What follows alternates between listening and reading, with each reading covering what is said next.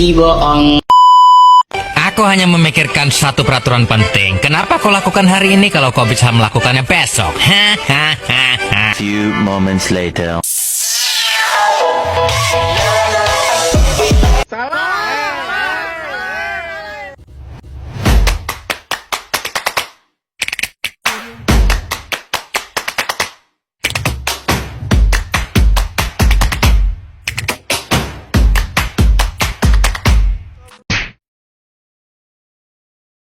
Geda gedi geda oh.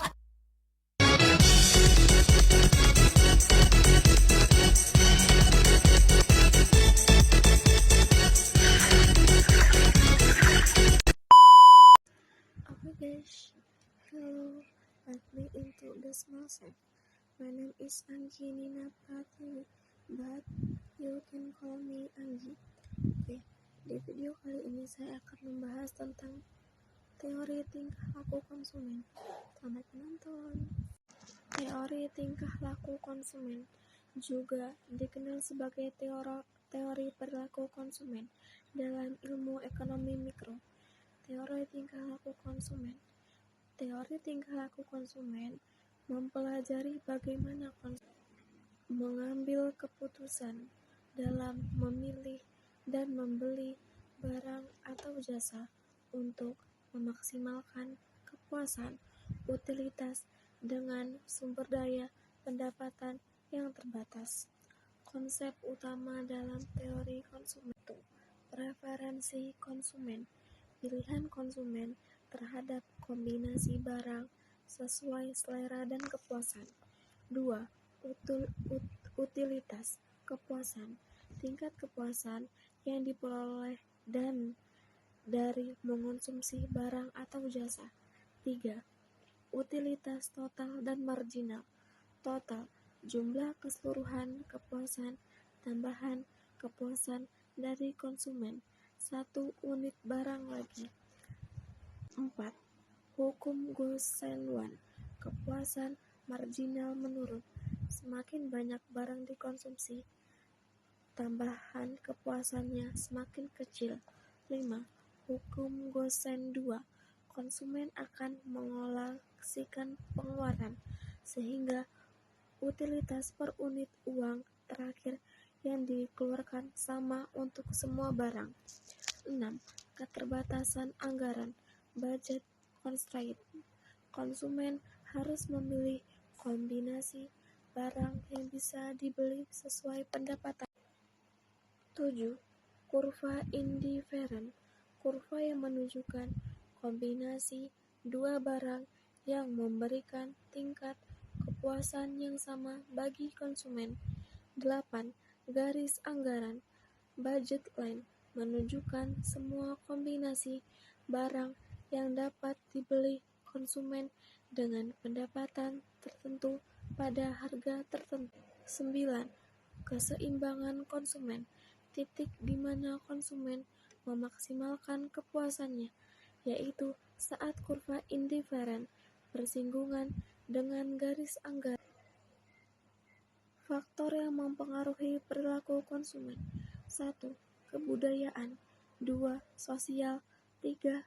Psikis. 4. Diri sendiri. Model perilaku konsumen.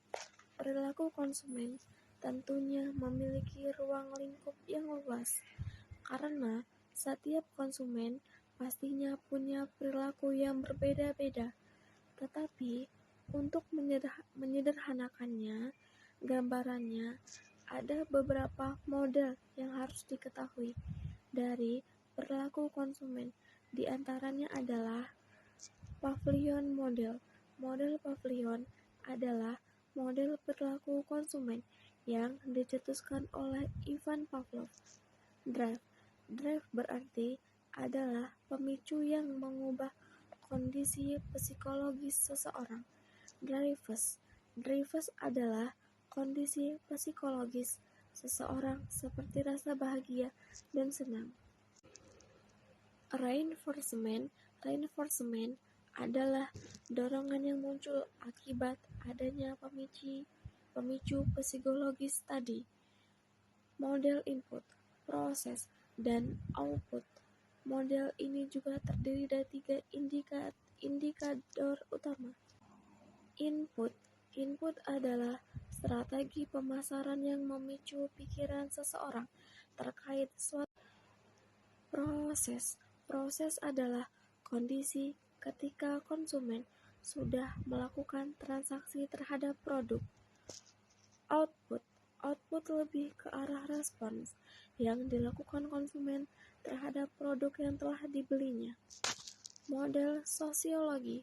Model sosiologi ini merupakan model perilaku konsumen yang lebih mengaitkan antara perilaku konsumen dengan kondisi sosialnya, yakni lingkungan. Lingkungan dalam model ini terbagi menjadi 2, yaitu primary dan secondary.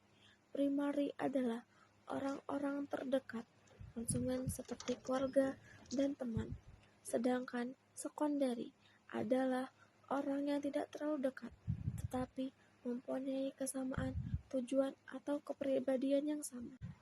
Pendekatan untuk mengetahui perilaku konsumen. Pendekatan interpretif. Pendekatan interpretif adalah pendekatan yang dilakukan dengan cara survei langsung terhadap konsumen agar memahami apa yang diinginkan konsumen. 2. Pendekatan tradisional.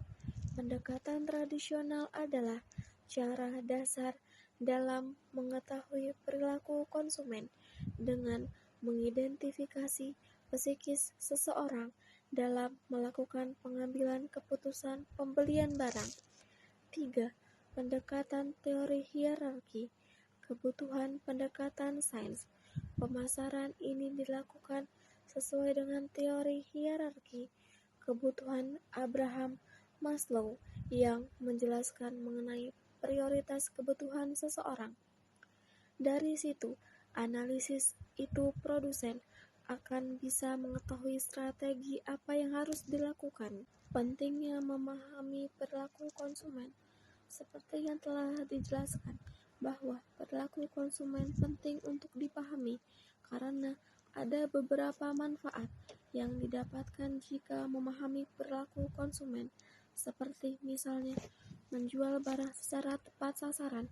Ketika sudah memahami bagaimana karakteristik konsumen, produsen tentunya akan terdorong untuk membuat barang yang sesuai dengan kebutuhan dari konsumen.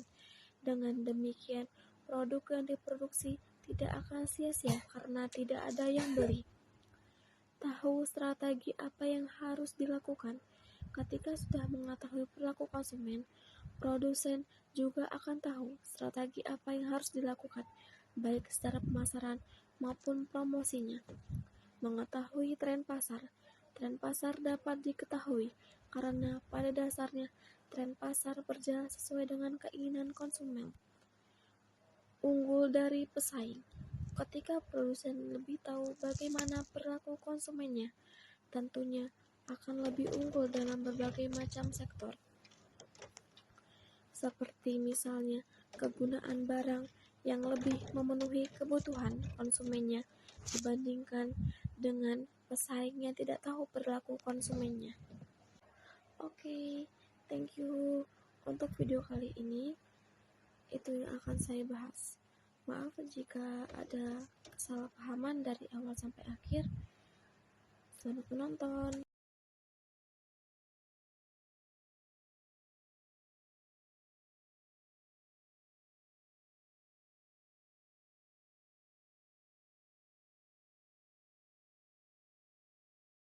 Thank you, everyone! Thank you, Elmar! Boom!